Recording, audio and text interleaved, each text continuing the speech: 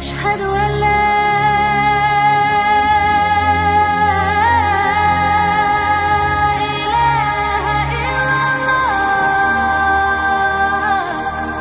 kita akan bahas, kita akan petik, karena ini peristiwa besar dalam Islam, bukan peristiwa kecil.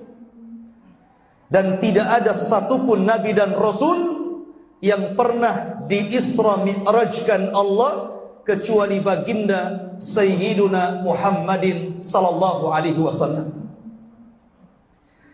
Ma'asyiral muslimin yang dimuliakan Allah subhanahu wa ta'ala, kita tahu bahwa Isra dan Mi'raj ini ada penyebabnya. Apa penyebabnya? Nabi sallallahu alaihi wasallam di awal dakwahnya menyampaikan tauhid, la ilaha illallah. Tidak lepas daripada ujian, tidak lepas daripada halangan orang-orang Quraisy. Terkadang Nabi sallallahu alaihi wasallam disakiti oleh mereka. Akan tetapi karena di sekitar Nabi sallallahu alaihi wasallam ada yang masih sayang dengan Rasul, maka dakwah Nabi sallallahu alaihi wasallam walaupun sedikit demi sedikit mulai diterima di kota Mekah. Dan orang-orang itu ada dua. Pertama Abu Talib, dan yang kedua Khadijah bintu Khuwailid. Tapi ketika kemudian Abu Talib meninggal dunia, maka mulailah orang-orang Quraisy berani untuk menyakiti Rasul. Bahkan orang yang paling rendah mereka berani meletakkan tanah di kepala Nabi sallallahu alaihi wasallam. Karena sudah tidak ada lagi yang melindungi Rasul. Kemudian 2 bulan setelah Abu Talib meninggal dunia, rupanya Khadijah, istri tercintanya, meninggal juga. Subhanallah. Makanya tahun itu disebut Amul Hazni, tahun kesedihan. Karena Rasul ditinggal oleh 2 manusia yang paling berjasa dalam berdakwah. Dari sinilah kemudian Allah Subhanahu wa taala menurunkan surah Yusuf. Seolah-olah Allah Subhanahu wa taala ingin menghibur Rasul, sebagaimana dahulu Yusuf didolimi oleh saudara-saudaranya, dimasukkan ke dalam sumur, kemudian dipungut oleh para pedagang, kemudian dijual ke Mesir. Belakangan Allah takdirkan yang beli adalah pejabat Mesir, dan berakhir Yusuf menjadi orang besar Mesir. Seolah-olah ingin mengatakan bahwa walaupun pamanmu meninggal dunia, walaupun Khadijah meninggal dunia, lihatlah Yusuf alaihi salatu wassalam. Dia tetap tegar dalam menghadapi dakwah yang ia hadapi dengan kaumnya. Maka turunnya surah Yusuf ini menenangkan hati Rasul. Dari situlah kemudian Nabi sallallahu alaihi wasallam mulai mencari areal untuk berdakwah di tempat yang baru. Karena di Mekah sudah tidak bisa lagi berdakwah. Maka Nabi SAW berjalan kaki sejauh 60 mil mengarah ke daerah yang disebut dengan Taif. 10 hari Rasul berdakwah di Taif. Dari kampung ke kampung, dari rumah ke rumah. Tapi subhanallah, rupanya ujian kedua menimpa Rasul. Karena orang-orang Taif juga kurang lebih dengan orang-orang yang ada di Mekah. Bahkan sebagian pembesar mereka mengatakan, ya Muhammad, jikalau betul bahwa Allah mengutus engkau menjadi Nabi dan Rasul, kurobek-robek kisah-kiswah Ka'bah. Sebagian mereka mengatakan, kenapa Allah mengutus anda wahai Muhammad? Bukankah orang yang mulia sekelas Abu Jahal, sekelas Abu Sufyan, sekelas Umayyah, mereka lebih berhak untuk jadi Rasul dibandingkan dirimu? Intinya Nabi SAW ditolak di sini. Akhirnya Nabi SAW dilempari batu sejauh 3 mil sampai keluar dari Taif. Ketika Nabi SAW keluar dari Taif, maka Nabi SAW mengalami kebingungan. Kenapa? Karena dia sudah bingung lagi. Mau ke Mekah, orang Mekah sudah menolak. Balik ke Taif, orang Taif menyakiti dirinya. Akhirnya Nabi berhari-hari di perbatasan kota Mekah. Disinilah Allah Subhanahu wa ta'ala kirim satu utusan, bukan malaikat, bukan juga manusia. Utusan itu dari kalangan jin. Rupanya ketika manusia menolak dakwah Nabi SAW, di waktu yang sama jin menerima dakwah Rasul. Ketika Rasul lagi sholat di kebun kurma di perbatasan kota Mekah, datang rombongan jin dari Yaman. Kemudian mendengar Rasul sedang membaca Al-Quran, kemudian tertarik dan beriman kepada Allah. Akhirnya jin-jin ini pulang ke Yaman mendakwai dakwah Islam. Ribuan jin Yaman masuk Islam. Subhanallah. Tidak manusia, jin ada. Kemudian setelah itu Nabi SAW berusaha mencari perlindungan. Maka Nabi SAW akhirnya berhasil kembali ke kota Mekah dengan hati yang sempit. Sampai Allah katakan, qad na'lamu annaka yadiku sadruka bima yaqulun. Allah berfirman, sesungguhnya kami tahu wahai Muhammad, hatimu sesak, dadamu sempit terhadap apa yang mereka katakan kepada dakwahmu.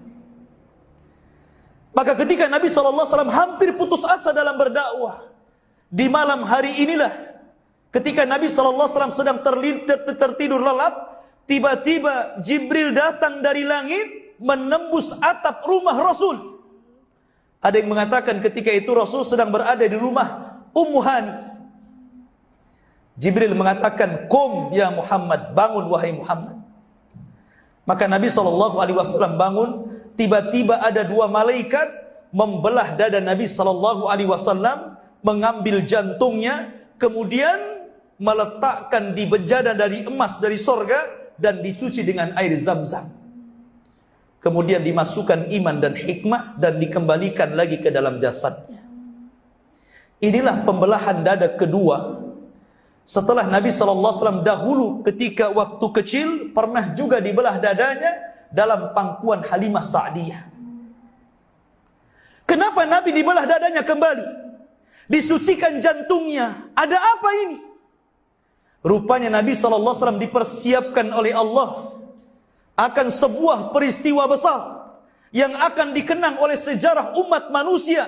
Satu-satunya manusia yang akan melebihi derajat malaikat, bahkan seluruh makhluk ciptaan Allah. Rupanya Rasul disiapkan untuk perjalanan besar, perjalanan Isra dan Mi'raj. Karena Rasul akan diperlihatkan kekuasaan yang besar, maka Rasul harus dipenuhi dengan keimanan, dipenuhi dengan hikmah, supaya dia mampu untuk mengambil pelajaran dari apa yang akan lihat selama perjalanan. Mulailah Nabi SAW diajak oleh malaikat Jibril keluar rumah. Rupanya Allah sudah menyediakan satu binatang namanya buraq. Buraq ini lebih kecil dibandingkan bighal dan lebih besar dibandingkan khimar. Maksudnya keledai. Dia lebih kecil dari kuda tapi lebih besar dari keledai. Dan memiliki perawakan yang panjang berwarna putih. Kalau datang malam hari bercahaya dia. Dan dalam hadis Bukhari, sekali langkah sejauh mata memandang. Itulah buraq. Tapi jangan kemudian digambarkan seperti buraqnya Yahudi, Pak ya. Karena orang-orang Yahudi untuk menghilangkan citra baik Rasul, dibuatnya buraq, kepalanya kepala wanita cantik, kemudian badannya manusia. Ini pelecehan kepada Rasul. Buraq itu kuda biasa. Tapi itu adalah tunggangannya para nabi. Seolah-olah karena Rasul banyak istrinya, sampai kudanya saja harus kepalanya seorang wanita. Itu kan pelecehan namanya. Maka Nabi SAW ketika hendak memegang buraq, dan ini ada satu faedah yang sangat besar, bahwa perjalanan Isra dan Mi'raj Rasul bukan ruhnya Rasul, bukan. Tapi ruh dan jasad, seperti kita gini. Sebab kalau seandainya perjalanan itu hanya ruh saja, buat apa pakai buraq? Langsung saja ruhnya melesat. Seperti orang bermimpi, ruh itu kan bisa kemana-mana tuh. Tapi karena perjalanan ini ruh dan jasad, maka diperlukan kendaraan. Dan kendaraan itu disebut buraq. Ketika Nabi SAW hendak menunggangi buraq, karena buraq ini kan nggak pernah ditunggangi Rasul, ibaratnya bapak ibu naik kuda, kuda ini nggak pernah ditunggangi siapapun. Kira-kira kuda ini mau nggak? Pasti nggak mau tuh. Pasti dia akan bergerak-gerak, risih. Maka buraq pun sama. Sehingga malaikat Jibril marah kepada buraq dan mengatakan, ya buraq, wallahi ma raqibah, tidaklah seseorang menunggangi kamu akram minhu, lebih mulia daripada dia. Maksudnya siapa? Nabi SAW. Barulah kemudian buraq tenang. Maka Nabi SAW kemudian naik dan melesat bersama Jibril menuju mana? Menuju Palestina. Ada yang mengatakan sebelum sampai di Palestina, Rasul singgah di dua tempat. Pertama Baitul Lahmin, tempat lahirnya Isa bin Maryam. Dan yang kedua Bukit Saina, tempat Musa mendapatkan Taurat. Makanya Allah bersumpah di dalam Al-Quran, wattini wazzaitun waturi sinina wahadal baladil amin.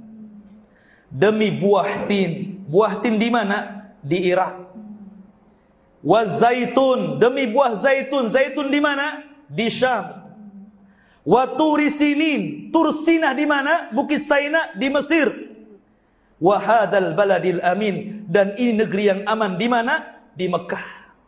Allah bersumpah dengan 4 tempat.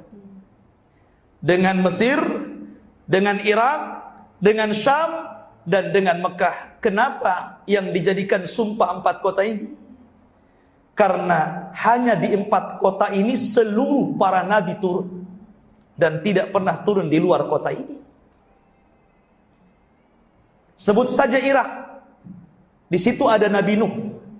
Makanya kapalnya Nabi Nuh bersandar di Bukit Judi. Mana Bukit Judi? Irak. Kemudian Syam. Seluruh nabi-nabi Bani Israel turun di Syam. Dan diakhiri dengan kenabian Nabi Isa bin Maryam. Kemudian Mesir. Di sana ada Nabi Musa. Karena Fir'aun itu di Mesir. Dan di Mekah ada Nabi kita yang mulia alaihi salatu wassalam. Lah Nabi ini melewati tempat-tempat yang dijadikan sumpah dalam Al-Quran. Barulah kemudian Nabi SAW sampai di Palestina. Sesampainya di Palestina, maka Nabi SAW mengikat buraq di tembok. Yang sekarang tembok itu dikenal dengan tembok ratapan. Orang-orang Yahudi meratap di sini. Padahal dahulu tembok ini tempat buraqnya Rasul diikat. Tapi sekarang menjadi tembok ratapan. Orang-orang Yahudi yang punya dosa banyak datang ke tembok ini meratap-ratap, nanti hilang dosanya katanya.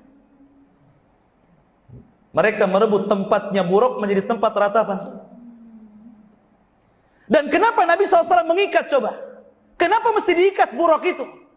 Bukankah buraq itu memang disediakan untuk perjalanan Rasul? Nggak mungkin buraq itu kabur kan? Kenapa mesti diikat? Di sini ada pelajaran besar bahwa Rasul mengajarkan kepada kita tentang bab tawakal. Bab tawakal. Tawakal itu tidak cukup dengan doa, tetapi harus ada usaha. Ada orang ingin cari duit nih kan?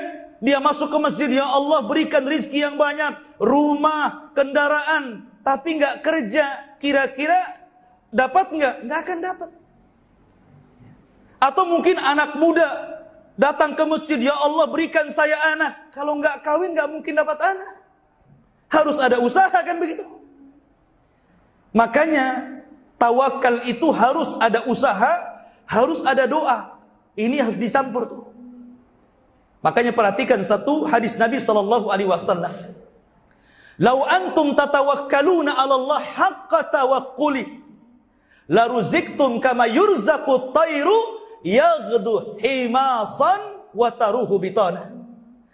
Kalau seandainya Anda bertawakal kepada Allah dengan sebenar-benar tawakal, niscaya kalian diberikan rizki seperti burung di mana keluar lapar dan pulang sudah kenyang. Siapa yang mengenyangkan burung kalau bukan Allah? Kenapa coba? Burung itu ibu bapak, kalau cari makan, dia akan berkoloni, nggak mungkin sendiri. Rame-rame. Kalau dapat satu burung makanan, dia akan bersiul ke kawan-kawannya, ngasih tahu di sini ada makanan, sehingga makanan sedikit dimakan bareng-bareng. Itulah bedanya burung dengan kita. Kalau kita dapat rizki itu diem saja, nggak mau ngasih tahu itu saudaranya. Tapi kalau nggak dapat rizki baru ngeluh, ada kerjaan nggak ya? Itulah manusia. Makanya kenapa manusia itu tawakalnya kurang, karena selalu mengeluh. Makanya Rasul mempermisalkan kalau Anda tawakal, maka akan diberikan rizki seperti burung, karena burung itu tidak pernah mengeluh. Burung itu tidak punya kartu ATM ibu bapak. Nggak kerja juga burung, nggak ada yang jadi pekerja, nggak punya perusahaan. Burung itu tawakal luar biasa itu. Nggak ada yang sekolah. Dan tidak diberikan akal, hanya insting saja kan. Tapi siapa yang mengarahkan ke tempat makan kalau bukan Allah subhanahu wa ta'ala? Maka Rasul mengajarkan tawakal dengan menambatkan buruk. Nggak mungkin buruk lari sebenarnya. Tapi tetap saja sama Rasul ditambatkan. Di sini pelajaran besar tentang pentingnya tawakal. Kemudian setelah itu Nabi SAW masuk ke Masjidil Aqsa, masjidnya para Nabi dan Rasul. Dan merupakan kiblat pertama kaum muslimin sebelum mengarah kiblat ke Baitullah Al-Haram, Masjidil Aqsa. Masjid terbaik ketiga setelah Haram, kemudian Nabawi, kemudian Aqsa. Walaupun dalam pembangunannya Masjidil Aqsa itu dibangun setelah Masjidil Haram. Pertama Masjidil Haram dulu, baru Masjidil Aqsa, baru Masjid Nabawi belakangan. Kalau yang mendirikan Masjid Nabawi, Masjidil Haram, Nabiullah Ibrahim. Kalau yang mendirikan Masjidil Aqsa, Nabiullah Sulaiman. Makanya orang Yahudi sampai hari ini, mereka berusaha untuk melobangi Masjidil Aqsa, mencari situs Haikal Sulaiman. Apa sih Haikal Sulaiman itu? Haikal Sulaiman itu bangunan Masjidil Aqsa yang pernah dibangun oleh Sulaiman. Itu dikorek-korek, makanya Masjidil Aqsa itu bolong bawahnya, Pak. Ya. Karena orang Yahudi berkeyakinan, kalau sudah dapat situs itu Haikal Sulaiman, maka mereka akan merobohkan Masjidil Aqsa, kemudian dibangun Haikal Sulaiman. Mereka bercita-cita kalau Haikal Sulaiman sudah terbangun, akan muncul seorang imam yang akan memimpin mereka perang dan akan menguasai dunia. Ini mimpinya orang Yahudi, dan Islam juga membenarkan. Tapi imamnya Yahudi itu maksudnya Dajjal. Kalau imamnya kita Imam Mahdi, ya kan? Makanya wajar kalau seandainya terakhir kita mendengar bahwa ketika pemimpin Amerika mendukung pengesahan tentang Israel, bahwa Yerusalem harus jatuh ke tangan Israel dan akan dijadikan pusat di mana Israel akan membentuk negara dan jadi ibu kotanya di Yerusalem. Sementara Yerusalem itu jantungnya Syam. Disitulah Yerusalem. Rupanya dua-duanya memiliki kepentingan. Yahudi punya kepentingan, Nasrani juga kepentingan. Tapi di akhir zaman, Islam pun punya kepentingan. Karena nanti pusat kekuatan kaum muslimin ada di Baitul Maqdis. Makanya Rasul ke sini, ke Baitul Maqdis. Kemudian Nabi SAW setelah mampir di Baitul Maqdis, maka Nabi SAW tiba-tiba ditawari 2 minuman. 1 susu dan 1 khamr. Subhanallah. Rasul ngikutin fitrahnya, diambil susu dan dibuang khamr. Makanya Jibril mengatakan, asabtal fitrah wa qad hudita wa hudiyat ummatuka. Sungguh engkau telah mencocoki fitrah, engkau akan diberikan hidayah dan umatmu juga akan diberikan hidayah. Maknanya bahwa Rasul dan umatnya akan senantiasa diarahkan kepada fitrah. Padahal ketika itu khamr belum dilarang untuk diminum. Tapi Rasul memilih susu, menunjukkan fitrah seperti itu. Makanya kemudian Nabi SAW setelah minum air susu, langsung kemudian diangkat ke langit. Dan ini peristiwanya sudah berbeda. Ini namanya Mi'raj. Kalau tadi Isra. Isra digambarkan dalam surah Al-Isra dan Mi'raj digambarkan dalam suratul Najm dalam Al-Quran. Beda surat. Dan terletak sama-sama di awal-awal surat. Mulailah Nabi SAW naik ke atas langit. Sesampainya di atas langit pertama, Nabi SAW bersama Jibril. Ketika itu Jibril mengetuk pintu langit. Maknanya bahwa langit itu punya pintunya. Makanya di sini ada pertanyaan besar. Kenapa Nabi tidak langsung naik dari Mekah ke Sidratul Muntaha? Kenapa mesti lewat Palestina? Kan bisa saja langsung dari Mekah. Kenapa mesti lewat Palestina? Ya. Karena pintu langit itu lewat situ. Pintu langit itu harus lewat Baitul Maqdis. Makanya Rasul naik dari situ dan turunnya juga di situ. Namanya orang masuk itu kan harus masuk dari pintu dan keluar dari pintunya. Makanya kemudian Nabi diangkat dari Baitul Maqdis sampai ke langit pertama. Maka malaikat penjaga langit mengatakan, "Man, siapa kamu?" Kata Jibril, "Ana Jibril, saya Jibril." "Wa man ma'aka, siapa yang bersamamu?" Kata Jibril, "Muhammad sallallahu alaihi wasallam." "Awa qad uhiya ilai?" Apakah dia sudah diutus Allah? Kata Jibril, "Ya, kalau begitu kubukakan pintu langit." Dibuka pintu langit pertama. Rupanya pertama kali Rasul sallallahu alaihi wasallam melihat sosok bapaknya Adam alaihi salatu wassalam. Adam itu tingginya 60 hasta ibu bapak. Satu hasta ini setengah meter. Berarti kalau 60 hasta tingginya 30 meter. Lebarnya 7 hasta. Berarti kalau lebarnya 7 hasta, berarti Adam itu lebar tubuhnya 3,5 meter kali 30 meter. Tuh tingginya Adam. Ini kalau buat baju ke tailor bingung. Adam itu besar. Dan nanti kita juga akan seperti Adam. Ketika orang masuk surga kan bentuk kita akan seperti Adam. Tingginya 30 meter, lebarnya 3,5 meter. Seluruh penduduk surga seperti itu. Jadi jangan kecil hati yang pendek-pendek. Nanti akan tinggi juga di surga. Karena nanti akan dipermisalkan dengan Adam.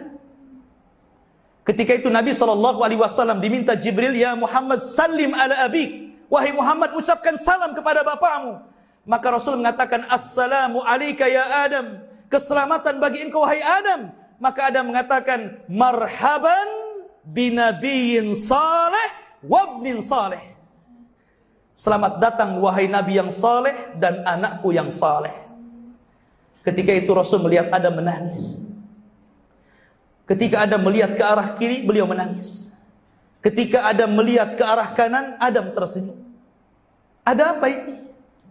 Rupanya ketika Adam melihat ke kiri, karena dia melihat arwah-arwah, ruh-ruh dari umatnya yang diponis masuk neraka.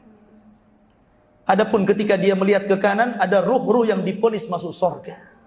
Artinya keturunan Adam itu tidak semuanya masuk neraka dan tidak semua masuk surga. Ada yang masuk surga dan ada yang masuk neraka. Kemudian setelah itu Nabi SAW naik ke atas, ke langit kedua. Disinilah Nabi bertemu dengan Nabi Allah Isa bin Maryam dan Yahya bin Zakaria. Maka kemudian menyampaikan salam kepada keduanya.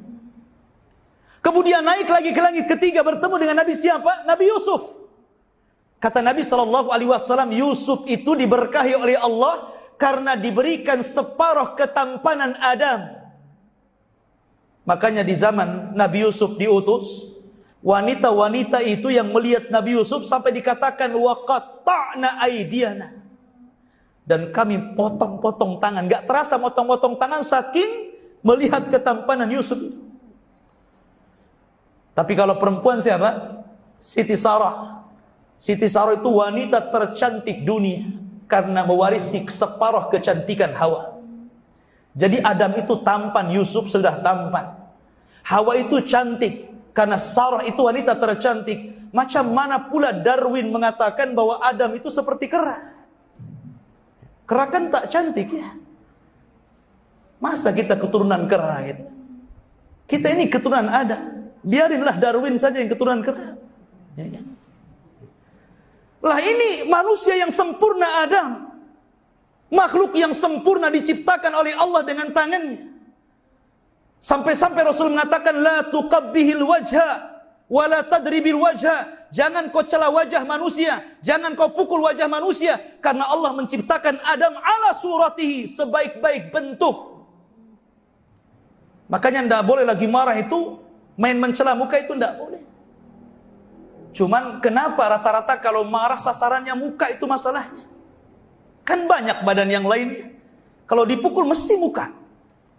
Padahal Allah mengatakan lewat lisan Rasul, jangan cela muka, jangan pukul muka, yang lain saja.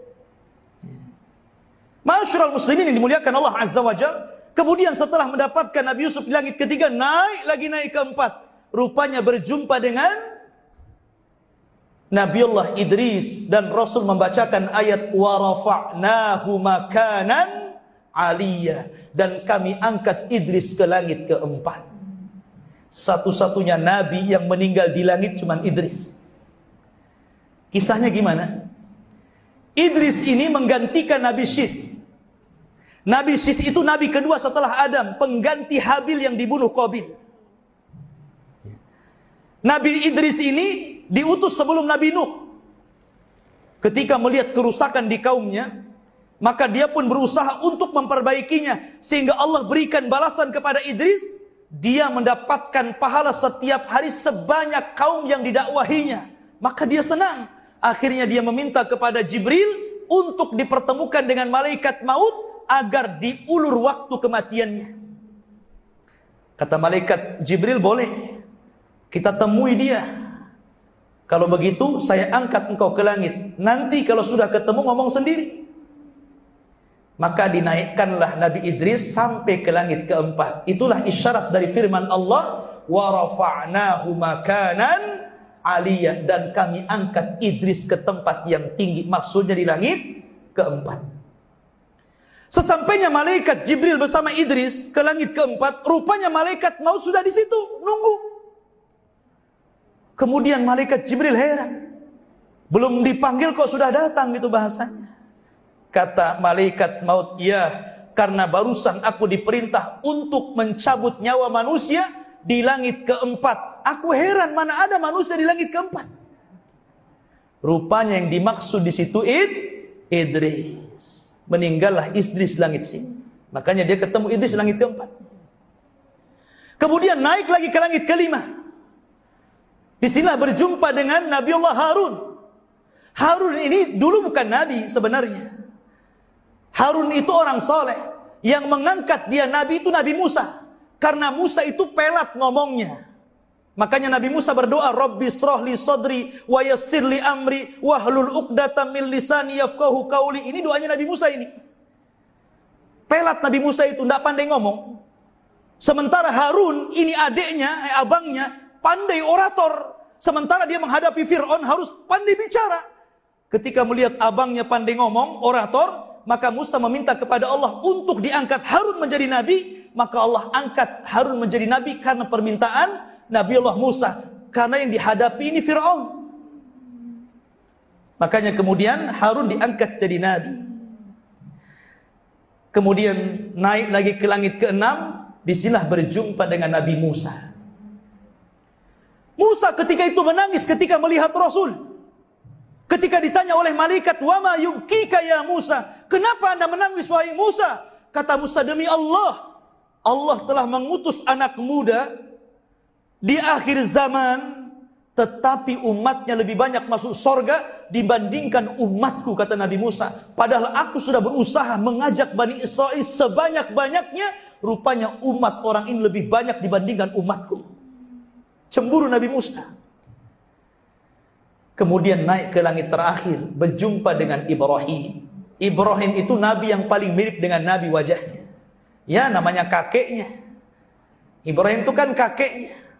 Ibrahim punya dua anak. Satu namanya Ishak. Ishak punya anak namanya Yakub. Yakub itu namanya Israel. Maka seluruh keturunan Yakub disebut Bani Israel.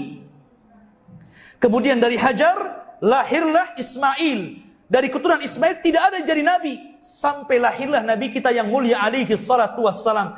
Maka dari sini Kalau akhir daripada nabi-nabi Bani Israel kembali kepada Isa bin Maryam, kalau akhir dari arah Ismail lahirlah Muhammad sallallahu alaihi wasallam. Maka di sini ada dua jalur, semuanya sampai kepada Ibrahim. Dan yang paling mirip wajahnya dengan Ibrahim, Rasul kita yang mulia alaihi salatu wassalam.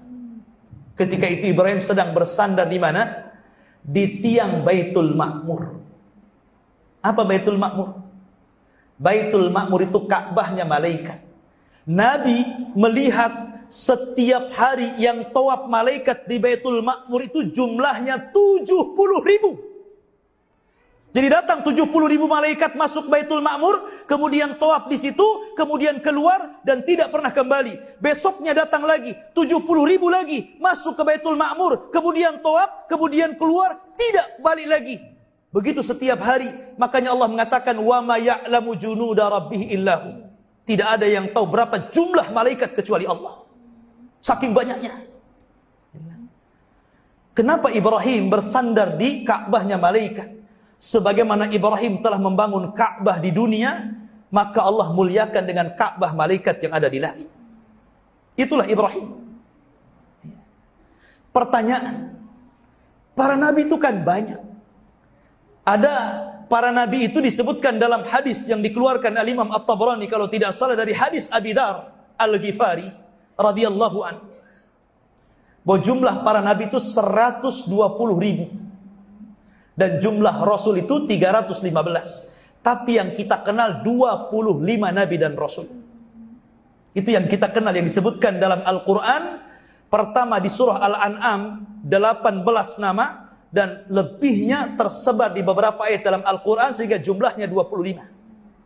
Ya kan? Lah di sini ikhwafidin muliakan Allah Subhanahu wa taala. Kenapa di sini dalam peristiwa Isra ini kenapa tidak berjumpa dengan umpamanya Nabi Saleh? Atau umpamanya Nabi Syuaib? Atau umpamanya Nabi Zulkifli atau nabi-nabi yang lainnya? Kenapa cuma nabi-nabi ini saja?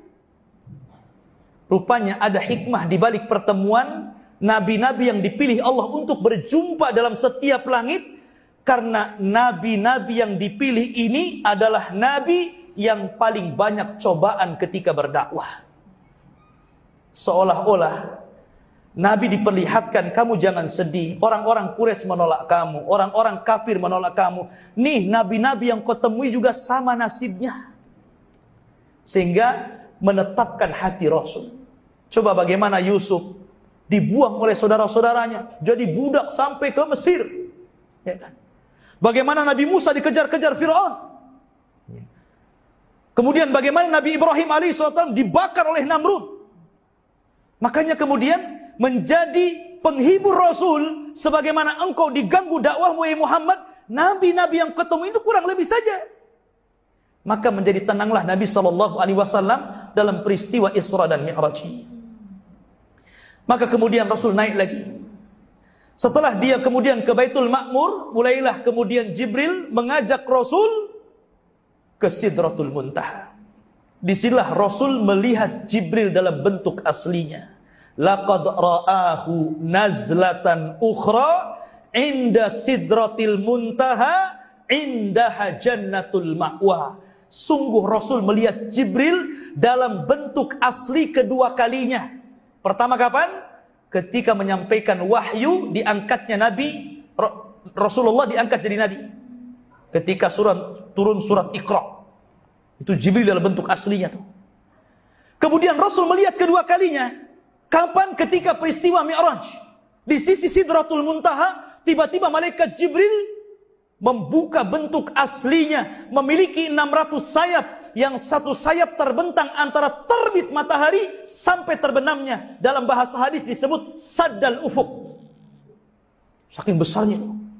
Makanya ketika Jibril menghancurkan negeri Sodom, negeri liwat, negerinya LGBT, itu cukup dengan satu sayap ditancapkan ke negeri Sodom, kemudian diangkat ke langit, kemudian dihujani batu, kemudian ditumpahkan, kemudian dibanting. Makanya dalam Islam hukuman orang-orang yang melakukan LGBT ini seperti azab Allah yang ditimpakan kepada kaum Sodom. Diangkat ke tempat tinggi, kemudian dilempar, kalau belum mati dilempari batu dari atas sampai mati. Itu pendapat Ali bin Abi Thalib radhiyallahu anhu. Seperti itu hukumannya. Maka kemudian setelah itu Nabi SAW masuk ke tempat yang Jibril tidak bisa masuk di situ. Hanya Nabi SAW satu pohon yang sangat besar yang disebut dengan sidrah. Sidrah itu artinya pohon bidara. Makanya ketika Zainab meninggal dunia, kata Nabi SAW, igsiluha bima'in wa sidrin. Mandikan Zainab dengan air dan pohon sidrah. Daun sidrah. Sidrah itu artinya pohon bidara. Pohon yang sangat besar yang ada di langit. Dan Nabi sampai mengatakan, demi Allah, saking indahnya pohon itu penuh dengan emas, aku tidak bisa mensifatkan kepada kalian. Saking indahnya pohon itu. Karena itu pohon surga. Di surga itu kan emas, perak, berlian, semua gitu kan. Nggak ada kayak di dunia. Surga itu indah. Kenapa disebut muntaha? Muntaha itu artinya ujung sesuatu di mana tidak ada lagi di atas itu, namanya muntaha. Karena seluruh ilmu makhluk, baik malaikat, baik jin, baik manusia, berakhir di sini. Sampai di sini ilmu makhluk itu. Karena di atas sudah ilmu Allah, sudah gaib bagi mereka.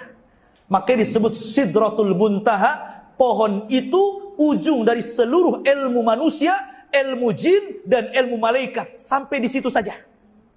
Menunjukkan adanya keterbatasan. Kita ini terbatas.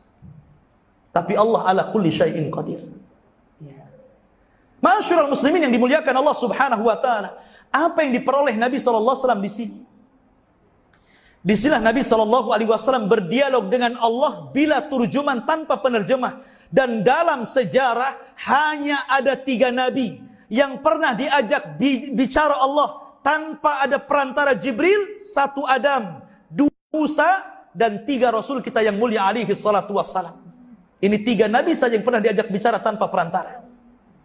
Adam di sorga, Nabi Musa di Bukit Saina ketika mendapatkan Taurat, dan Rasul kita ketika mendapatkan mandat diwajibkan sholat 5 waktu. Di mana? Di Sidratul Muntaha. Subhanallah. Di antara faedah sholat itu satu-satunya ibadah yang diwajibkan di langit. Dan tidak ada satupun ibadah kecuali diwajibkan di bumi. Sholat diwajibkan di langit, kalau ibadah yang lain di bumi. Satu-satunya ibadah yang diwajibkan tanpa perantara adalah sholat. Tapi ibadah yang lain perantara Jibril semua. Jibril datang wahyu kasih tahu Nabi, Allah perintahkan ini, Allah perintahkan itu. Tapi sholat tidak. Allah perintahkan langsung dan berjumpa dengan Allah di langit. Wajar kalau sholat itu ibadah yang sangat istimewa dalam Islam. Makanya sholat itu adalah ibadah yang pertama dihisab pada hari kiamat. Nabi SAW saking pentingnya bicara sholat, Aisyah radhiyallahu anha menggambarkan, kalau datang suara adzan, apa kata Aisyah? Seolah-olah Nabi itu lam ya'rifna wa lam na'rifhu. Seolah-olah dia tidak kenal aku pun tidak kenal dia. Nggak peduli itu maknanya. Jadi kalau datang Allahu Akbar, nggak peduli dosa itu. Mau siapa di depannya, mau pejabat, mau siapa, pergi ke masjid. Saking perhatian dengan sholat. Karena suara azan itu bukan suara kidung, Pak ya. Ikhwafidin yang dimuliakan Allah Subhanahu wa ta'ala. Jadi itu panggilan Allah. Betul-betul Allah yang panggil kita. Makanya kemudian dahulu Umar bin Khattab radhiyallahu anhu ketika pingsan, kita tahu bahwa seluruh khulafaur rasyidin yang mati wajar itu cuma 1 Abu Bakar. Umar dibunuh, Utsman dibunuh, Ali dibunuh. Rata-rata khalifah dulu itu begitu. Matinya dibunuh. Kalau Abu Bakar enggak, dia sakit gara-gara mandi tengah malam untuk qiyamul lail di musim dingin, kemudian lantaran itu dia sakit kemudian meninggal. Tapi Umar ditusuk ketika sholat subuh. Ketika jadi imam, bayangkan. Rakaat pertama Allahu Akbar, datang Abu Lu'lu al-Majusi. Bawa badik di belakang, ditusuk-tusuk berkali-kali. Zaman itu nggak ada listrik masjidnya, Pak. Jadi orang bawa senjata nggak tahu. Nggak ada PLN zaman itu, ATB juga nggak ada. Ya. Artinya bahwa masih kondisi gelap. Ya. Akhirnya ketika ditusuk nggak tahu, seolah-olah Umar hanya berteriak, akalat nikalbun. Sungguh anjing ada yang menggigitku katanya. Dikiranya digigit anjing. Padahal ditusuk oleh Abu Lu'lu. Sampai tembus ke depan. Akhirnya kehabisan darah. Kemudian Umar pun pingsan. Dibawa dia ke rumah. Ketika dibawa ke rumah dikasih obat. Keluar dari tempat lukanya. Akhirnya kemudian orang-orang bingung macam mana menyadarkan Umar bin Khattab. Rupanya ada yang tahu kebiasaan Umar. Umar itu adalah orang yang perhatian dengan sholat. Saking banyaknya sholat, mata Umar itu sampai ada garis hitam di mana ada tempat melelehnya air mata. Jadi Umar tuh setiap malam menangis. Sampai bekas lelesan air matanya itu ada bekasnya. Tahu dia jalurnya kemana itu, harus air mata itu keluar dari mana. Kalau kita kan jarang menangis, makanya kalau menangis muncrat kemana-mana gitu. Nggak ada jalannya. Ya kan? Lah Umar bin Khattab ini memang perhatian dengan sholat. Sehingga ketika itu ada sahabatnya mengatakan, ya Amirul Mukminin, wahai Amirul Mukminin. Kemudian dia adzan di telinga Amirul Mukminin. Ketika dia adzan, tiba-tiba Amirul Mukminin terbangkit, bangun dan mengatakan, Allahu qad shallait. Demi Allah, aku sudah sholat atau belum tadi? Maka kemudian orang-orang mengatakan, engkau belum sholat wahai Amirul Mukminin. Akhirnya Umar pun sholat subuh dalam kondisi luka. Subhanallah. Orang pingsan diteriaki sholat bisa bangun, itu masalahnya. Anda ini nggak pingsan kan? Anda ini tidur saja. Sekarang corong masjid itu di mana-mana, tembus sampai ke rumah. Tapi suara adzan macam suara kidung, makanya tak bangun. Oke lah yang tidur ya. Ini nggak tidur bangun, dipanggil-panggil adzan, kenapa juga nggak dengar? Parah orang kayak gini ini, seolah-olah mental. Kalau masuk telinga kanan, masuk keluar telinga kiri masih mendingan. Ini mental ini, nggak masuk ke telinganya. Ini kan aneh. Padahal kalau dia paham dalam sebuah riwayat, kalau dia tahu pahalanya panggilan adzan dan pahalanya sop pertama, maka dia siap mengundi berapapun harta yang dihabiskannya. Artinya begini, kalau seandainya sop ini pertama sudah penuh, Anda datang, sudah, saya gantikan saja kamu di sop kedua, mau berani bayar berapa? Gitu maksudnya. Oh 500 juta, ya sudah, saya kasih 500 juta, saya sop di situ. Itu maksudnya. Tapi nggak ada yang mengundi seperti ini kan, karena sopnya kosong semua, ngapain ngundi-ngundian? Yang ada malah nggak perhatian dengan sop, di situ masih kosong, di situ masih kosong, buat lagi sop di belakangnya gitu kan. Lah ini nggak tahu fikih sholat namanya. Lah sholat itu ibadah yang luar biasa, karena diwajibkan di langit. Kemudian Rasul diberikan oleh-oleh dua selain sholat. Pertama awakhir surah Al-Baqarah. Jadi terakhir surah Al-Baqarah itu diturunkan di langit.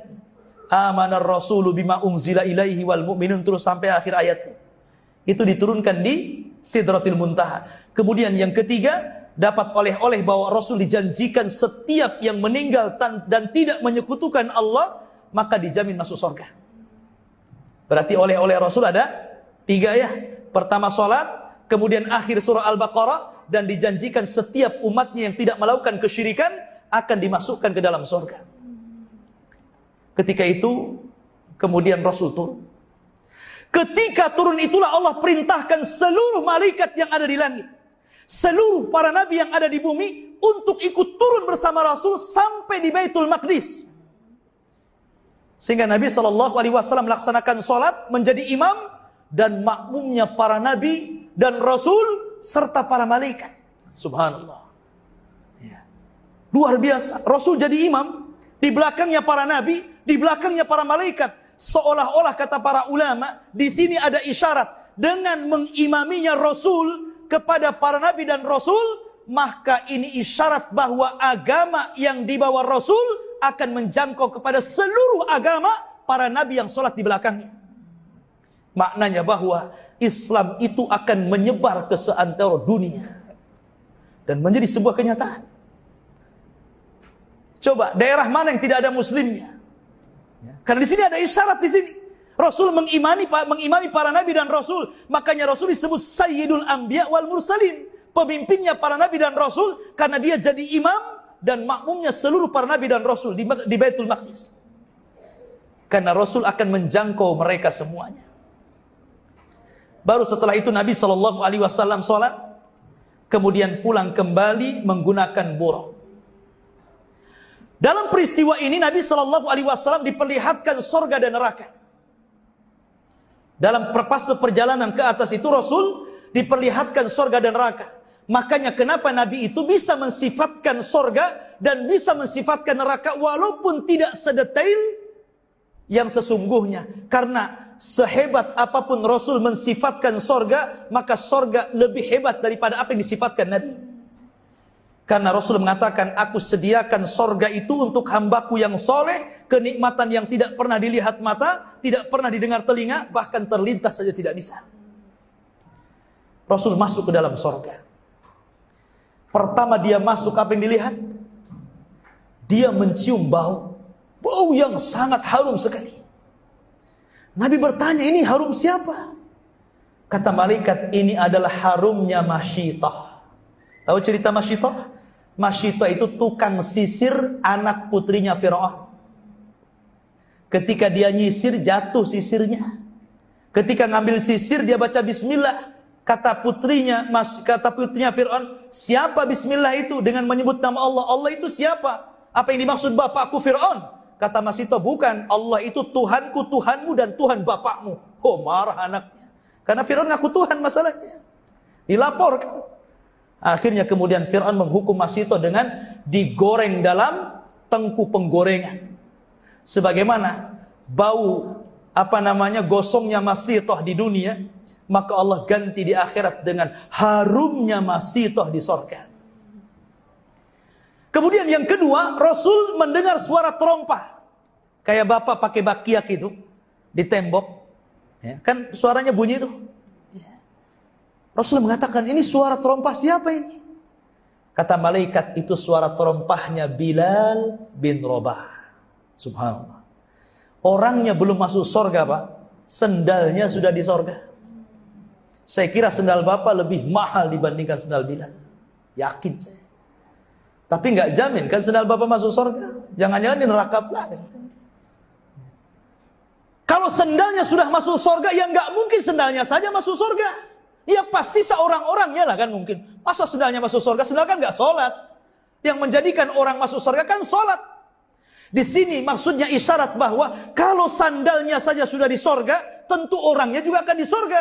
Makanya ketika dia selesai Isra Mi'raj, Rasul bertanya kepada Bilal, Bilal, inni sami'tu khashkhasataka fil jannah. Bilal, aku mendengar suara terompahmu di sorga. Mada tasna? Apa yang kau lakukan? Kata Bilal, wallahi ya Rasulullah, wa ma tawadda'tu wudu'an illa wa qad shallaitu rak'atain. Wahai Rasul, aku tidak melakukan apapun kecuali aku berwudu dan setelahnya aku jaga solat 2 rakaat wudu. Itu saja keutamaan Bilal. Tapi bisa memasukkan orang ke dalam surga karena dia jaga kesuciannya. Batal wudu lagi, batal wudu lagi, batal wudu lagi. Itulah Bilal bin Rabah. Ma'asyiral muslimin yang dimuliakan. Kemudian Nabi SAW melihat istana yang terbuat dari emas dan perak. Di sorga itu, masing-masing orang itu mendapatkan 2 istana. Waliman khafa maqama rabbihi jannatan. Bagi orang yang takut kepada Allah, maka dia akan diberikan 2 sorga, 2 istana. 1 milik dia dan 1 warisan dari orang kafir yang masuk neraka dan tidak pernah ke sorga, diwariskan kepada orang yang beriman. Tilkumul jannah uristumuha. Itulah sorga yang diwariskan mereka untuk kalian. Jadi dapat 2 sorga itu, 1 milik sendiri, 1 warisan orang kafir yang dikekalkan di neraka. Tetapi bukan berarti 1 orang cuma 2, tidak. Bisa punya istana 5, bisa 10, bisa 100, bisa 1000, tergantung amalannya di dunia. Makanya Rasulullah mengatakan, siapa yang membangun masjid di dunia, Allah bangunkan 1 istana di sorga. Kalau Anda membangun masjid 10, ya istananya 10, kan begitu. Ataupun hadis mengatakan, siapa yang membaca Qul Huwallah 10 kali dalam sehari, Allah bangunkan istana di sorga. Bukan kul huwallah, kul huwallah, kul huwallah, kul huwallah, bukan. Kul huwallahu ahad, Allahus samad, lam yalid, walam yulad, walam yakul lahu kufuwan ahad. 1, gitu kan. Sampai 10. Baru Allah bangunkan satu rumah di sorga. Jadi orang itu tergantung amalannya. Berapa istana di sorga. Kalau di dunia saja Pak, orang punya kos-kosan 9 sudah bangga. Ya kan? Kemudian buat lagi 9, makin bangga. Buat lagi 9, makin bangga. Harusnya kita juga bangga dengan banyaknya rumah di sorga. Begitulah seorang mukmin. Taib. Dan banyak lagi kenikmatan yang dilihat Rasul. Kemudian Rasul juga diperlihatkan neraka. Salah satu yang diperlihatkan apa? Ada orang yang kukunya dari besi sedang mencakar-cakar mukanya. Rasul heran. Mahadan, ada apa ini? Subhanallah, mahadan. Apa ini?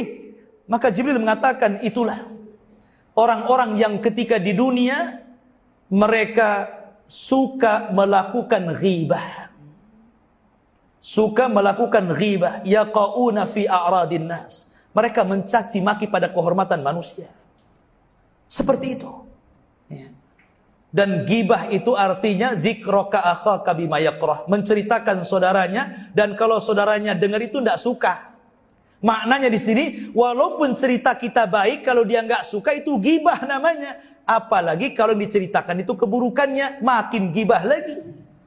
Ya. Ustadz yang saya ceritakan itu benar ada pada dia. Kalau memang benar ada, maka engkau sudah menggibahnya. Kalau memang tidak ada, berarti engkau berdusta atas nama dia. Maka selamatnya lisan ini lebih baik dikunci. Falyakul khairan awliyas. Katakan yang baik kalau tidak bisa diam. Karena ngeri dosa lisan itu. Dari sekujur tubuh kita ibu bapak, yang banyak melakukan dosa itu lisan. Sebutkan dosa apa yang tidak ada di lisan, ada semua. Kalau tangan paling mukul, paling bunuh, selesai. Ya kan? Kaki paling nendang, mata paling melotot, kuping paling dengar gitu kan yang diharamkan. Kalau lisan ini semua ada. Negara bisa perang gara-gara lisan. Persaudaraan bisa retak gara-gara lisan. Orang bisa saling bunuh-bunuh gara-gara lisan. Ya. Semua gara-gara lisan. Ya. Orang mengajak kepada kesesatan seperti nabi-nabi palsu zaman sekarang gitu kan. Lisan juga yang ngomong. Gitu kan.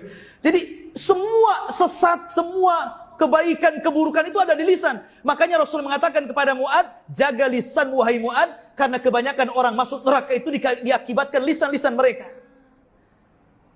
Maka di sini Nabi SAW menggambarkan bagaimana orang yang suka melecehkan kehormatan orang dengan mencakar-cakar ini. Ada juga Nabi melihat ada orang yang sedang berenang di air darah. Setiap ke pinggir kemudian dibuka mulutnya dimasukkan batu. Setiap ke pinggir dimasukkan batu sebagaimana riwayat Samurah bin Jundab dalam Sahih Bukhari. Rupanya ketika ditanyakan siapa itu wahai Jibril, kata Jibril itu adalah para pemakan riba. Ada juga orang yang sedang berdiri kemudian dipaksa nganga mukanya, mulutnya tiba-tiba dimasukkan api, dikasih makan api. Kemudian ditanya ini siapa wahai Jibril? Kata Jibril, inilah pemakan harta anak yatim. Makanya Allah mengatakan innal ladzina ya'kuluna amwalal yatama dzulman innama ya'kuluna fi butunihim nara. Orang-orang yang memakan harta anak yatim, hakikatnya dia memasukkan api ke dalam perutnya. Dan banyak lagi subhanallah. Intinya bahwa Nabi diperlihatkan neraka dan surga.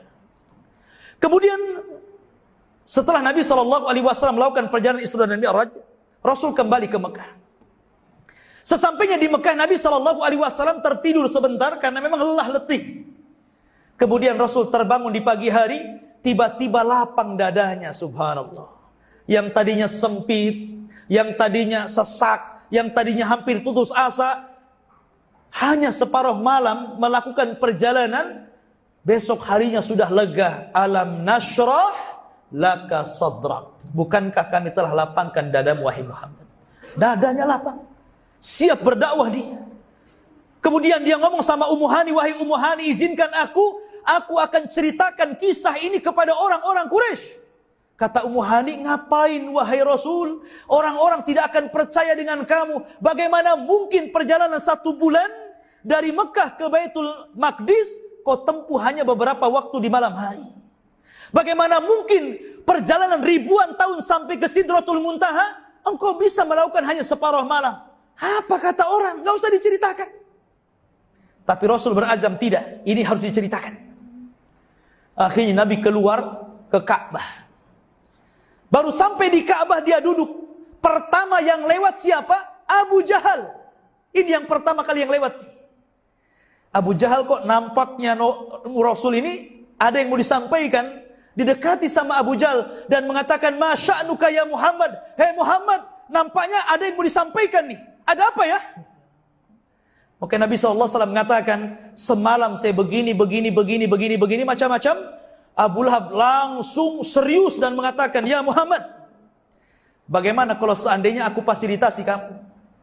Kukumpulkan manusia, kau ceritakan apa yang sudah kau ceritakan kepada aku yang kumpulkan semuanya." Istihza, mengolok-olok Rasul. Karena Abu Jahal paham, tidak mungkin ada orang yang percaya, yang ada justru akan menjelek-jelekan Rasulullah. Kata Abu Jahal dengan seriusnya, "Biar saya kumpulkan manusia," katanya. Oh, mantap Abu Jahal. Tapi bukan untuk kebaikan, memang sengaja untuk menghina Rasul. Maka Abu Jahal berteriak-teriak, "Ya Bani Ka'ab ijtami'u. Wahai Bani Ka'ab, wahai Bani Fulan, kemari. Karena yang manggil tokoh masyarakat, pemimpin, seluruh orang Quraisy kumpul. Kata Abu Jahal, "Ya Muhammad, akhbirhum kama akhbartani." Muhammad, habarkan cerita yang kau ceritakan kepadaku semalam. Habarkan kepada mereka, janjimu kau akan bercerita kepada mereka. Ini orang sudah kumpul semuanya. Akhirnya Rasul bercerita kepada mereka bahwa semalam saya begini, subhanallah. Seluruh orang tiba-tiba tertawa. Saking kehabisan tertawanya sampai mereka pukul-pukul kepala. Disinilah Rasul mendapatkan ujian. Sahabat-sahabat yang baru masuk Islam kemudian murtad balik. Karena apa? Ini aneh Nabi ini. Makin kesini makin aneh ngomongnya. Ya. Akhirnya satu persatu yang sudah masuk Islam keluar murtad lagi. Kalau orang musyrik sudah karuan, makin membuat tuduhan. Lihat tuh nabimu, si Muhammad gila, buat cerita aneh-aneh. Lah ketika itu Abu Bakar nggak ada di situ. Sehingga orang-orang heran dan mengatakan, "Ya Muhammad, aina sahibuk?" Di mana saudaramu Abu Bakar? Biasanya kalau engkau berdakwah ada di sampingnya Abu Bakar. Di mana dia? Akhirnya kemudian dicarinya Abu Bakar. Sudah ketemu, "Hai Abu Bakar, kau tahu apa yang terjadi di sana? Lihat saudaramu si Muhammad itu ngaco. Dia cerita begini dalam satu malam." Abu Bakar langsung bangkit dan mengatakan, "Wallahi demi Allah, kalau seandainya ada peristiwa yang lebih mustahil yang terjadi kepada Rasulullah, maka aku orang yang pertama kali membenarkannya." Masya Allah. Dari sini disematkan kalimat As-Siddiq di belakang nama Abu Bakar. Karena dia membenarkan peristiwa yang didustakan seluruh manusia. Makanya wajar kalau Abu Bakar disebut Abu Bakar As-Siddiq. Siddiq itu artinya pembenar ketika manusia mendustakan Rasul. Ma'asyiral muslimin yang dimuliakan Allah Azza wa Jalla. Lah di tahun inilah kemudian orang-orang Quraisy, orang-orang Madinah, orang-orang Yathrib banyak yang haji ke Mekah. Setelah kejadian Isra Mi'raj ini, rupanya ada 12 dari Yathrib masuk Islam, kemudian menyebarkan dakwah di Yathrib di Madinah, akhirnya menyebar. Setelah peristiwa Isra Mi'raj, maka Allah mengizinkan Rasul untuk hijrah. Maka Rasul memerintahkan seluruh sahabatnya untuk berangkat ke Yathrib. Karena sudah mendapatkan tempat yang diizinkan Allah. Yang ada di Ethiopia suruh pulang-pulang semua. Kita sudah mendapatkan tempat yang aman. Maka seluruh para sahabat akhirnya hijrah setelah peristiwa Isra dan Mi'raj ini. Taib. Apa yang kita bisa petik dari pelajaran Isra Mi'raj ini? Yang pertama, Isra Mi'raj ini adalah kejadian yang tidak masuk di akal. Tetapi bukan tidak bisa dibuktikan secara fakta, bisa. Saya contohkan. Bapak berjalan dari Batam ke Jakarta, naik pesawat Lion. Hanya sekedar memberikan berkas ke kawan yang di Jakarta, kemudian balik lagi ke Batam. Ketika Bapak membeli tiket, tiba-tiba ada seekor semut masuk ke tas. Kemudian semut ini terbawa bapak sampai ke Jakarta. Sampai di Jakarta setelah ngasih berkas, kemudian balik lagi ke Batam. Kemudian semut ini keluar dari tas. Kemudian ngomong sama kawan-kawannya, saya habis dari Jakarta. Kira-kira kawan-kawan semutnya bilang gila nggak? Gila, kaki aja kecil ke Jakarta katanya. Tapi peristiwa ini benar nggak? Benar kan? Memang dia ke Jakarta kok. Ya. Kenapa kalau semut bisa ke Jakarta lewat perantara orang, kenapa Nabi SAW didustakan? Padahal itu kuasa Allah. Bisa dibuktikan secara akal. Yang kedua, kita harus bangga dengan Nabi SAW dan harus beriman sepenuhnya bahwa Nabi SAW diangkat sampai ke Sidratul Muntaha. Kalau dulu saya masih kecil, saya didoktrin dengan cerita kisah Neil Armstrong yang sampai ke bulan. Sehingga sedikit-sedikit lihat orang sudah sampai ke bulan, kok masih sibuk saja di sini katanya. Harusnya yang kita banggakan bukan Neil Armstrong naik ke bulan, tapi Nabi SAW naik ke Sidratul Muntaha. Lebih tinggi mana bulan dengan Sidratul Muntaha coba? Ya jelas lebih tinggi Sidratul Muntaha karena bulan itu di langit dunia. Itu pun kalau cerita Neil Armstrong benar. Karena ada yang kemudian mengatakan bahwa itu tidak benar. Ketika dikibarkan benderanya katanya sih konon berkibar-kibar kan itu. Berarti ini kan shootingan di padang pasir. Ya. Okelah kita benarkan dia sampai ke bulan. Kita tidak dustakan. Memang ada orang yang sampai ke bulan. Tapi kita tidak pernah bangga. Justru kita harus bangga dengan Nabi SAW yang bukan hanya sampai ke bulan, tapi sampai ke Sidratul Muntaha. Lebih hebat daripada Neil Armstrong. Kalau Rasul turun membawa syariat solat, Neil Armstrong ini bawa tanah dari bulan. Mulia mana itu tanah dengan solat? Tanah diinjak gitu kan. Solat ibadah kepada Allah. Kita harus bangga dengan Nabi SAW. Makanya kalau kita cerita, kita tidak hendak membeda-bedakan para Nabi dan Rasul. Karena Allah mengatakan la nufarriqu baina ahadi mir rusuli. Kita tidak boleh membeda-bedakan antara para Nabi dan Rasul. Tetapi kalaulah seandainya kita katakan bahwa Nabi Musa alaihi salatu wassalam, ya, ataupun Nabi Idris alaihi salatu wassalam, dia sampai ke langit keempat, maka Rasul sampai ke Sidratul Muntaha. Kalau dikatakan bahwa Adam masuk surga, Rasul juga masuk surga. Bahkan kemuliaan Rasul jauh menjangkau kemuliaan Adam. Walaupun malaikat sujud kepada Adam, tapi kan sujudnya satu kali saja. Karena menggunakan fi'lul madi dalam bahasa Arab itu kata kerja bentuk lampau. Fasajadu illa iblis. Malaikat sujud kecuali iblis. Sajad itu fi'il madi, kata kerja bentuk lampau. Artinya sujudnya malaikat kepada Adam itu satu kali saja. Tapi sholawatnya para malaikat kepada Rasul itu menggunakan bahasa fi'lul mudhari. Kata kerja bentuk sekarang dan yang akan datang. Maknanya seluruh malaikat sholawat kepada Rasul sampai hari ini, sampai kiamat dibangkitkan, sampai masuk surga. Innallaha wa malaikatahu yusalluna ala nabi. Yusallun fi'lul mudhari. Kalau sujud fi'lul madi. Maka di sini ikhwan bahwa kita ini punya nabi yang luar biasa. Melebihi seluruh nabi-nabi dan rasul. Bagaimana tidak luar biasa? Satu, nabi itu disucikan jiwanya, Pak. Apa ayatnya? Disucikan jiwanya. Nabi SAW dibelah dadanya. Alam nashrah laka sadrak. Bukankah kami telah belah dadamu dan kami bersihkan dadamu, ya Muhammad. Yang kedua, lisan Rasul itu dijaga oleh Allah. Wa ma yantiqu anil hawa in huwa illa wahyun yuha. Rasul itu kalau ngomong bukan hawa nafsunya, tapi wahyu yang diwahyukan kepadanya. Rasul dijaga matanya, mazagol basaru wa ma tagha. Allah jaga kedua pandangan Rasul.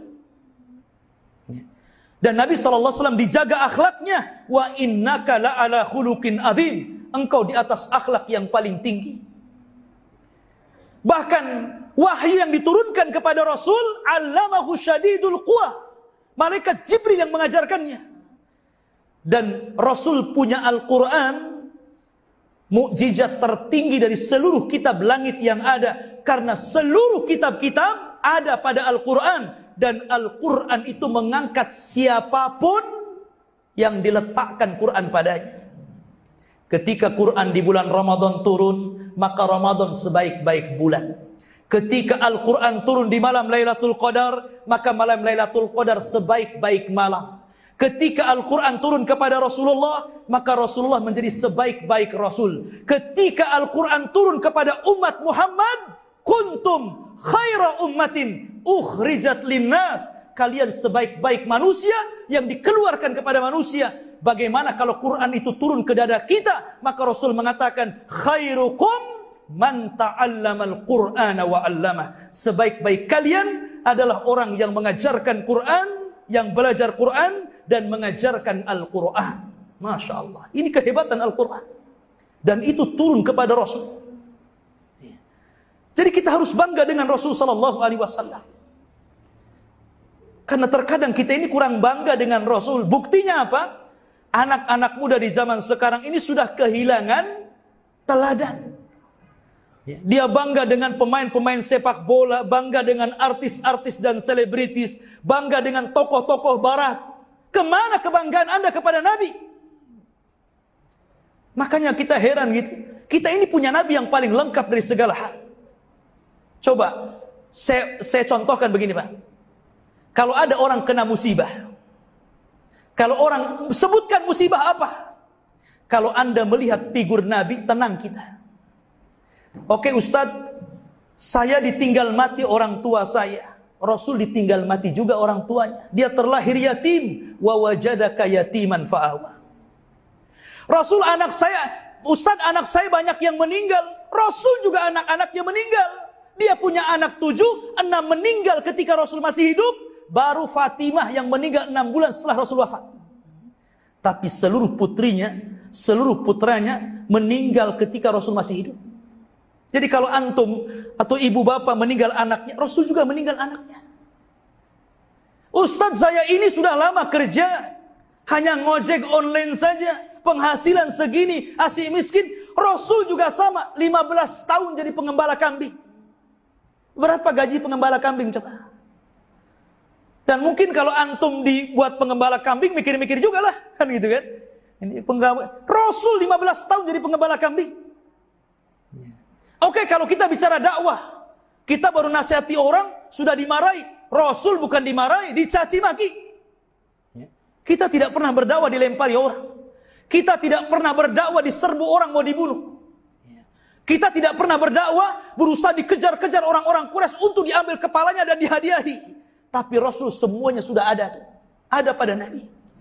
Apapun musibah yang menimpa kita pernah ditimpa Rasul. Anda pernah kelaparan? Rasul pernah kelaparan. 3 hari tidak makan. Makanya kalau orang melihat sejarah Rasul itu tenang. Orang itu kadang ngeluh karena tidak pernah melihat nabinya pernah diuji seperti yang Allah uji kepada kita.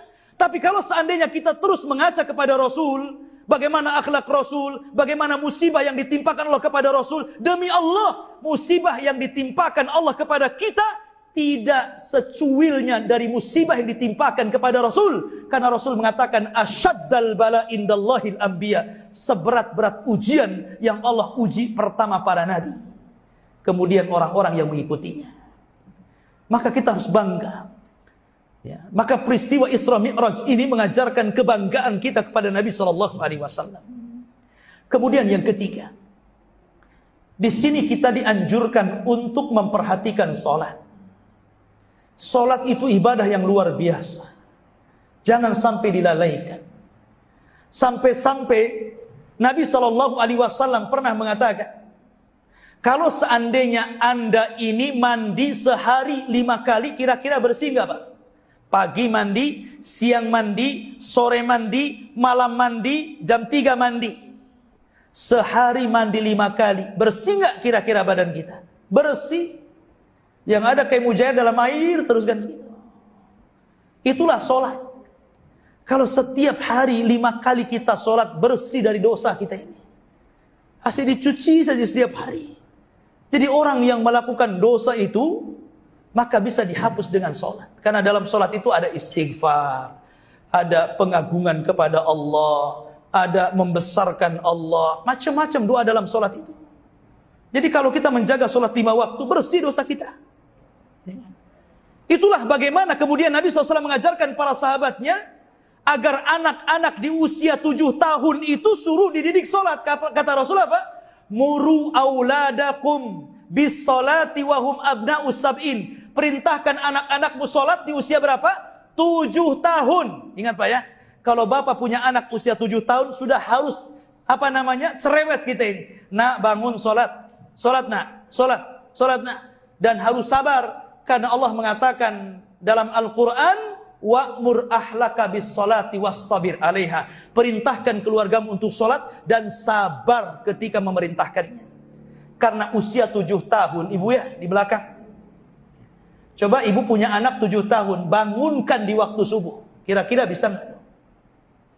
Kalau bapaknya tidur ya nggak bisa lah. Susah yang bangunkan anak 7 tahun di usia 7 tahun, bangun nak subuh kalau nggak dibiasakan. Ya. Kadang 10 kali nggak mau bangun. Nih anak sudah bangun nih, kadang-kadang sambil ke kamar mandi itu masih tidur dia. Kemudian sampai kamar mandi, kalau nggak tunggu, tidur di kamar mandi dia. Makanya mulai dari dibangunkan, ditunggu, jalan juga diantar, di kamar mandi ditunggu lagi, keluar kamar mandi ditunggu, sholat ditunggui, baru setelah sholat tenanglah orang tua. Kalau nggak gitu nggak sholat anak itu. Makanya disebut apa? Wastabir alaiha, suruh sabar kita. Kalau usia 7 tahun kok nggak mau juga, degil juga gitu kan, kayak bapaknya umpamanya. Maka Rasul mengatakan, wadribuhum wahum abna'u ashrin. Pukul. Kalau 10 tahun nggak mau sholat, pukul kata Rasul. Tapi hindari jangan memukul wajah. Pukul kakinya, pukul pahanya, pukul perutnya gitu kan. Ya pukul, maksudnya mukuli bukan nyiksa. Kata Rasul, alikis sautu fil jidar. Apa kata Rasul? Ikatkan pecut di tembok. Untuk apa? Untuk nakuti anak-anak. Nah, sholat enggak? Itu apa sholat? Nah, begitu ya. Kalau mau itu saya turunkan. Kalau mau sholat, biarkan dia di situ. Seperti itu. Rasul sampai mengajarkan menakut-nakuti anak itu kan. Artinya apa? Ditakut-takuti dengan takut yang bukan menyelisih akidah. Karena ada orang tua nakut-nakuti anak itu, akhirnya jadi penakut. Jangan keluar. Banyak setan, banyak hantu, banyak genderuwo. Nggak boleh. Setan itu musuh kita. Harusnya kita doktrin, kalau ada genderuwo cekik saja. Ya. Kalau ada setan pukul saja. Harusnya seperti itu. Ya. Karena kalau seandainya ditanamkan takut sama setan, setan musuh kita. Akhirnya dia sampai dewasa, sampai tua, sholat malam nggak berani bangun. Kenapa? Takut setan. Apalagi rumahnya di pinggir kali, banyak anjing, ada kuburan, mati lampu, makin takut kan itu. Lah tapi kalau orang dididik tauhid, dari kecil kita didik tauhid. Saya ada kisah, dulu waktu saya kuliah di Timur Tengah. Orang-orang Baduy itu usia sekitar 7 tahun, 10 tahun, itu orang jauh-jauh. Sekitar 5 kilo rumahnya. Ada yang di sebelah sana, ada di sebelah sana, di sebelah sana. Orang Baduy. Ya. Orang Baduy itu nggak punya listrik, TV aja nggak punya di sana itu. Tapi ngaji ke markas kita, ngaji Quran. Ya. Itu kalau pulang tuh jam 9 malam, jam 10 malam.